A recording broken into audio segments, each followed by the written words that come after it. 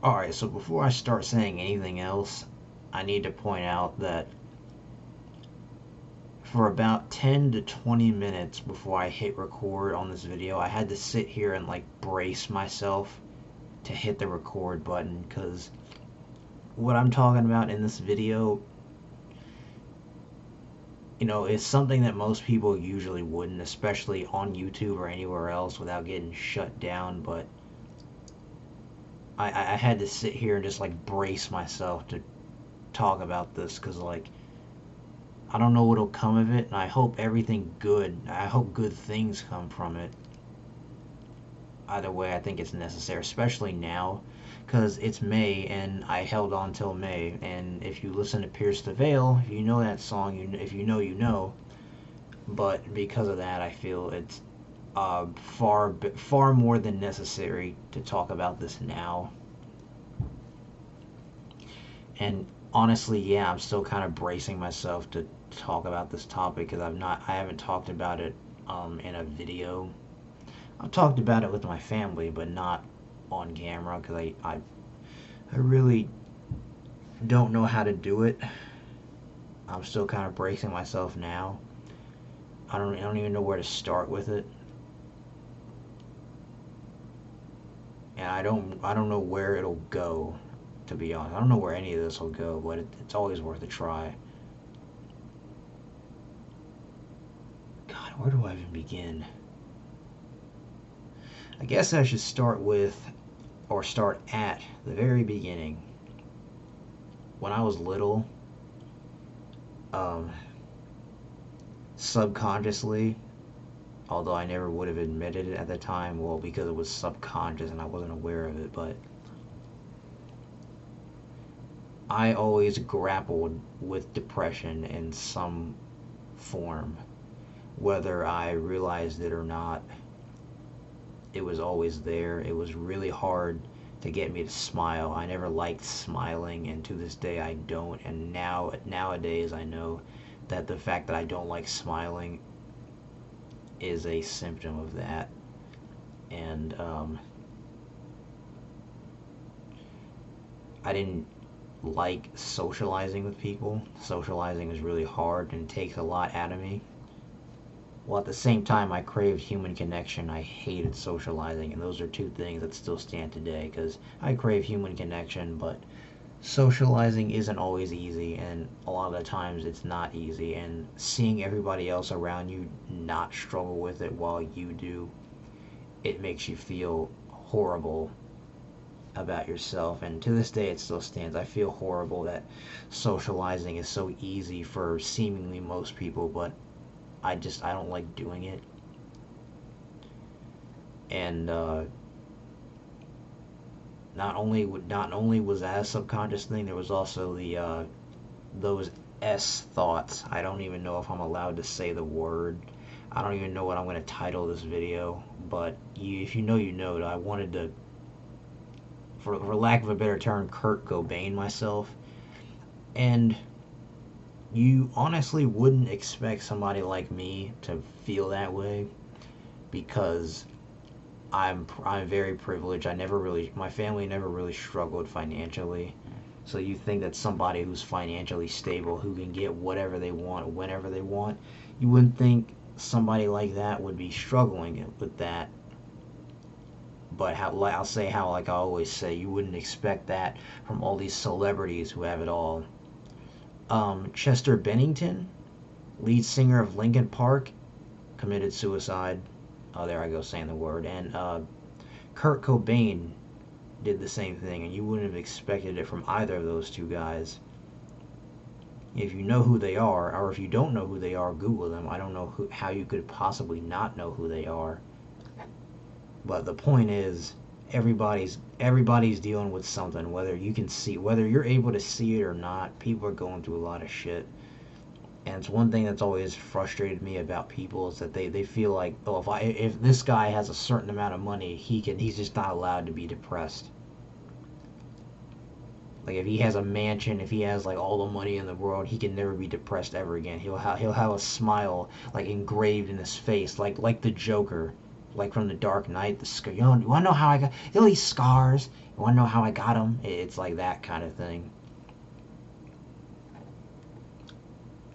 I've gotten that a lot. Like a lot of people are very, I don't even know what's the word of it. I guess insensitive. They don't know how to empathize. They don't like when somebody's letting it out. They feel annoyed by that, which I don't really understand how somebody who deals with those kind of things, you could just tell them to get over it. Like you say that like you've been there before. It's one thing I also hate when people say I used to be just like you, which I struggle to believe anybody whenever they say that, because everybody is different. We are not one and the same. So no, you were not like me at one point, and we need to stop pretending like you were. Because my life story versus your life story are two different things. So no, no two people are the same. Only way you'd be just like me is if you were cloned from me. Like if my DNA is your DNA, if we were clones, then I guess I could let you have it and say that yeah, we're just alike, but no two people are the same. Cloning technology, cloning people, that doesn't exist yet, and we need to stop pretending like it's been there forever. It's one thing I hate, and I've dealt with that within my own family too. They don't empathize with my thoughts. Hell, my sister's in the room in the room right next to mine, and she's visibly annoyed whenever I vent my problems, which I don't give a shit because she does not know, and she will never know. So what do I have to be upset about in that regard? If you don't know, you don't know, and that's not my fault. You can pretend like you know what it's like. You don't. You can just be blissfully ignorant as you are. I sleep comfortably knowing that I know the truth and that you are just so oblivious, saying it like you've been there. So if you've been there before, what are you saying? You got past it? Baloney. Borderline baloney. My thoughts on that. And I I guess you could say I am suicidal. I mean, not always, but I've looked it up. Apparently, I'm what's classified as passively suicidal, meaning I've never attempted anything, and I oftentimes feel like I'm a burden to everybody else. Which, yeah, I feel like that a lot of the times because it just feels like I take a lot out of people whenever I interact with them. They just feel so tired after interacting with me. That's what makes myself feel like I'm a burden, and it sucks. It really does.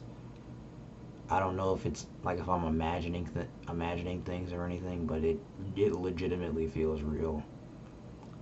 I guess that's why nobody wants me in their life. I guess that's the answer right there, but I don't know what to think of it. But yeah, I am passively suicidal, and I know there are a lot of people out there that have it worse than me. There was one time in particular, which I have not told anybody about this, and this was, I believe, it was like around this time, 2 years ago, I actually attempted to cut myself. I never ended up going through with it, by the way. I came really close, no homo. I came really close to doing it, and I stopped myself. I couldn't do it. I was too afraid to do it. Couldn't bring myself to do it.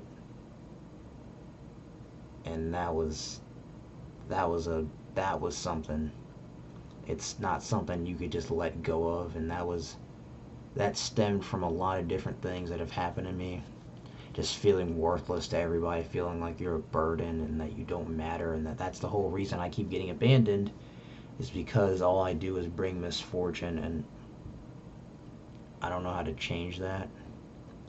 I know there are a lot of people out there that go through the same thing, and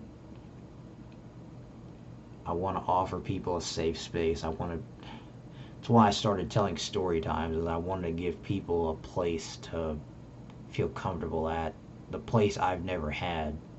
The one thing I never had, I want to create for other people. That's why telling stories, whether they're fictional or real, that's always been my calling, and I feel like I'm really good at that. I'm a really good narrator, I've been told. But I want to create that safe space for everybody that never had it, because I never had it, and I still don't have it, and I want to help people.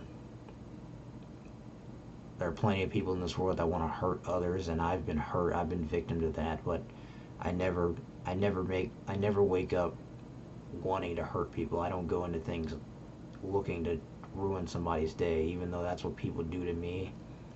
I want to create that safe space for people. So if you're watching this and if you've dealt with thoughts of wanting to take your own life, just know that I'm here.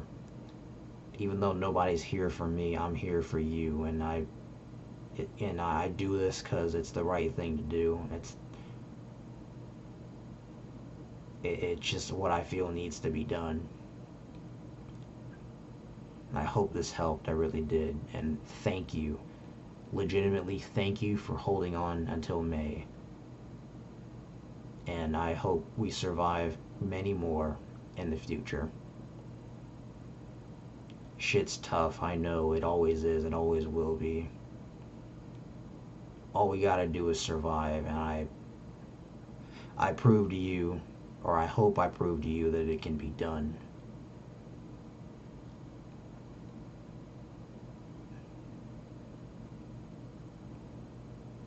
But yeah, that's all I got for this video. Share this to anybody who may be struggling. And I'll see you guys later.